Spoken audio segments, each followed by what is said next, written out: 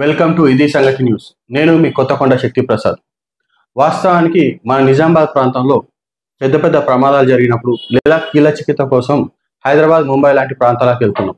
సరైన డాక్టర్ లేకపోవడం వలన నిజామాబాద్లో మొట్టమొదటిసారిగా ఆర్థోస్కోపిక్ డాక్టర్ గారు కూడా అవైలబుల్ ఉన్నారు. ఖలీల్వాడి శ్రీచక్ర హాస్పిటల్ డాక్టర్ హర్షవర్ధన్, ఎంబీబీఎస్, ఎండి, సూపర్ స్పెషాలిటీ ఆర్థోస్కోపిక్.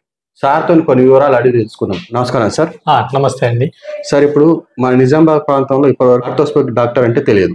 అసలు దీని ప్రత్యేకత ఏంటి? ఆర్థోస్కోపిక్ దీనికి తేడా ఏంటి? ఆర్థ్రోస్కోపీ అంటే ఏంటి అంటే, ఫస్ట్ ఆఫ్ ఆల్ మనం జనరల్ సర్జరీస్ లో ఉన్నప్పుడు లాప్రోస్కోపీ అని సర్జరీ చేస్తాం. సో అది ఏంటి అంటే చిన్న చిన్న హోల్స్ చేసి కీ హోల్ సర్జరీ లా చేస్తాం. సో ఈ ఆర్థోపెడిక్ డివిజన్ లో ఏదైతే ఈ కీ హోల్ సర్జరీస్ చేస్తామో దాన్ని ఆర్థ్రోస్కోపీ సర్జరీస్ అంటాం. మొత్తం కంప్లీట్ గా పైనుంచి కింది వరకు జాయింట్ అంతా ఓపెన్ చేసి సర్జరీ చేసిన దానికంటే ఈ ఆర్థ్రోస్కోపీ సర్జరీ ద్వారా మనము చిన్న చిన్న హోల్స్ తోటి మానిటర్ లో చూసుకుంటా సర్జరీ చేస్తాం. సో దీన్ని ఆర్థ్రోస్కోపీ సర్జరీ అంటాం. సో దీనివల్ల అడ్వాంటేజెస్ ఏంటి అంటే, పోస్ట్ సర్జరీ పేషెంట్ కి పెయిన్ అనేది ఏమి ఉండదు. సో మొత్తం కట్ చేసిన దగ్గర ఓన్లీ చిన్న చిన్న లెస్ దెన్ 1 సెంటీమీటర్ అంటే సర్జరీ అయినట్టు కూడా ఫ్యూచర్ లో ఎవరికి ఏర్పడదు. ఇప్పుడు ఆర్థోస్కోపీ అంటున్నారు కదా, లాస్ట్ టైం ఒకసారి కేసీఆర్ గారు కింద పడ్డప్పుడు 20 ఎంక ట్రీట్మెంట్ చేశారు. ఇది అలాంటిదేనా? సో కేసీఆర్ గారికి జరిగింది ఫ్రాక్చర్ ఆఫ్ ఫీమర్ బోన్ అంటాం దాన్ని. సో అక్కడ ఏం చేశారంటే హిప్ రీప్లేస్మెంట్ అంటే హిప్ బాల్ ఏదైతే డ్యామేజ్ అయిందో దాన్ని కంప్లీట్ గా తీసేసి ఆర్టిఫిషియల్ హిప్ జాయింట్ వేసాం. సో అది ఒక డిఫరెంట్ ఎంటిటీ. ఈ ఆర్థ్రోస్కోపీ సర్జరీ అనేది డిఫరెంట్ ఎంటిటీ. ఏదైనా ప్రమాదం జరిగినప్పుడు బొక్కలకు ట్రీట్మెంట్ చేయించుకుంటే 6 నెలల వరకు బెడ్ రెస్ట్ అవసరం ఉండేది. ఇప్పుడు మన దగ్గరికి వస్తే ఆర్థోస్కోపిక్ ద్వారా ఎన్ని రోజులు రెస్ట్ తీసుకోవాలి? సో యాక్చువల్లీ ప్రీవియస్లీ ఒకప్పుడు ఆర్థోపెడిక్ సర్జరీ అంటే పేషెంట్ లైఫ్ మొత్తం అక్కడనే స్టాప్ అయింది, పేషెంట్ కంప్లీట్ బెడ్ రిడన్ అవుతున్నాడు, లేదంటే ఆయన ఎప్పటి లెక్క హార్డ్ వర్క్ చేయలేడు, కంప్లీట్ బెడ్ మీదే ఉండాలి అన్న అపోహలన్నీ ఇప్పుడు కంప్లీట్ చేంజ్ అయిపోయినాయి. అప్పటి సినారియోకి ఇప్పటి సినారియోకి, అప్పుడున్న సర్జికల్ ఫిక్సేషన్స్ కి ఇప్పుడున్న సర్జికల్ ఫిక్సేషన్స్ కి కంప్లీట్లీ చాలా డిఫరెన్స్ ఉంది. సో ఇప్పుడు ఏంది అంటే బాడీలో డిఫరెంట్ బోన్స్ ఉంటాయి, డిఫరెంట్ ఫ్రాక్చర్స్ ఉంటాయి. సో ఒక్కొక్క ఫ్రాక్చర్ ని ఒక్కొక్కలా ట్రీట్ చేస్తాం. సో మన దగ్గర ఇప్పుడు ఫీమర్ ఫ్రాక్చర్, టిబియా ఫ్రాక్చర్, ఈ బోన్స్ కి లాంగ్ బోన్స్ కి ఏవైతే ఫ్రాక్చర్స్ అయినాయో రాడ్ వేసేసి పేషెంట్ ని నెక్స్ట్ డేనే నడిపించగలుగుతాం. సో కొన్ని సర్జరీస్ కి రీప్లేస్మెంట్ అవసరం పడుతుంది. ఏది మన కేసీఆర్ గారికి ఏదైతే జరిగిందో అట్లాంటిక్ సర్జరీస్ కి హిప్ రీప్లేస్మెంట్ అవసరం పడుతుంది. అలాంటి సర్జరీస్ అయినా కానీ ఇమీడియట్ గా నెక్స్ట్ డేనే వాకింగ్ స్టార్ట్ చేస్తాం. ఈ లిగమెంట్ ఇంజరీస్ అనేది ఏంటి అంటే ఇది ఆర్థ్రోస్కోపీ త్రూ చేస్తాము, దానికి కూడా అంతే. సో ఇంతకు ముందు లాగా ఒక 1 month rest, 2 months rest, 3 months rest అనేది కంప్లీట్లీ సినారియో చేంజ్ అయింది. ఇప్పుడు సర్జరీ అయిందంటే స్టిచెస్ తీసుకున్న తర్వాత పేషెంట్ ఎప్పటిలెక్క తన రొటీన్ యాక్టివిటీస్ చేసుకోగలుగుతాడు. కొంచెం ఫాస్టర్ రికవరీ కొరకు మనం ఏంటంటే ఒక 1 మంత్ రెస్ట్ అనేది చెప్తాం.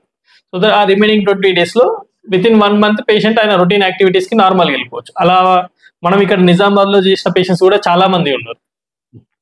అయితే ఆర్థోస్కోపిక్ ద్వారా ట్రీట్మెంట్ చేయించుకుంటే వ్యక్తి 2 రోజుల్లో క్యూర్ అవడం కాకుండా సర్జరీ చేసిన ఆనవాళ్ళు కూడా ఉండవంటారు. అవును.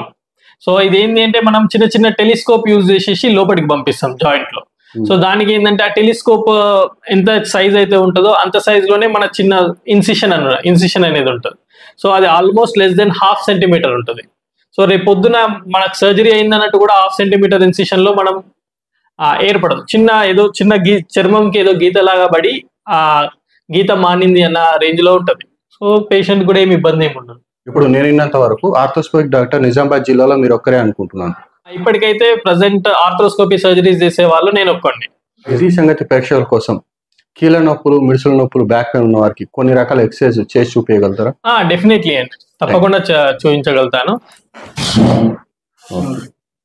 ఓకే, అయితే ఇది సంగతి ప్రేక్షకులకు నెక్ పెయిన్, బ్యాక్ పెయిన్ ఉన్న వారికి ఎలాంటి ఎక్సర్సైజ్ చేసే రిలీఫ్ ఉంటాయని డాక్టర్ గారు సొంతంగా చేసి చూపిస్తారు. అందులో భాగంగా డాక్టర్ గారికి ఇప్పుడు నెక్ పెయిన్ ఉంటే ఎలాంటి ఎక్సర్సైజ్ చేయాలో నేను అడుగుతున్నాను. సార్, ఇప్పుడు లెఫ్ట్ సైడ్ ఇక్కడ వైపు చాలా మంది నొప్పి వేస్తూ అంటారు. అవును. దీనికి ఏ రకమైన ఎక్సర్సైజ్ చేయాలి సార్?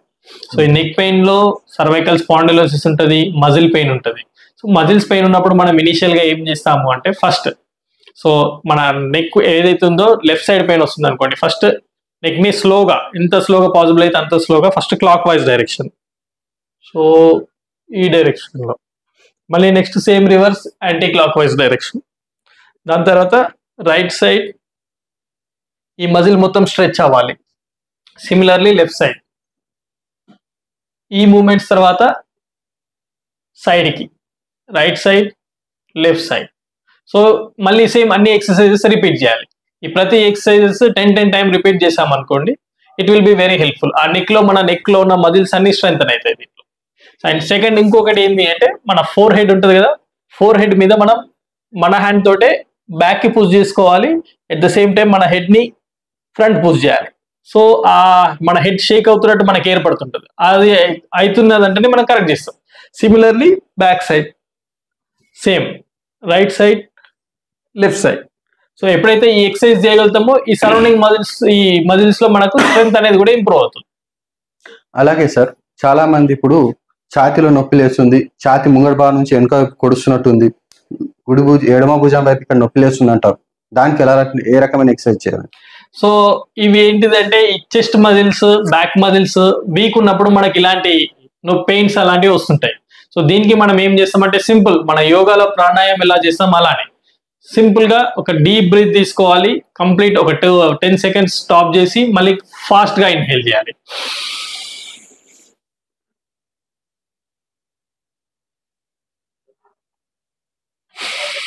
సో ఈ విధంగా చేస్తే ఈ చెస్ట్ మజిల్స్ అన్ని యాక్టివ్ అవుతాయి. ఎప్పుడైతే చెస్ట్ మజిల్స్ యాక్టివ్ అవుతాయో ఇలాంటి చిన్న చిన్న పెయిన్స్ రిపీటెడ్ గా రాకుండా ఉంటాయి. ఇది సంగతి ప్రేక్షకులు ఒక విషయాన్ని గమనించాలి. డాక్టర్ గారు ప్రముఖ క్రికెట్ ప్లేయర్ సచిన్ టెండూల్కర్ గారికి, అలాగే ఫుట్బాల్ ప్లేయర్ బచ్చన్ బాలియా గారికి కూడా వైద్యం చేశారు. ఇంత మంచి డాక్టర్ మన నిజామాబాద్ పట్టణంలో మనకు అందుబాటులో ఉండడం మనకు చాలా ఆనందకరమైన విషయం. Thank you sir. Thank you sir.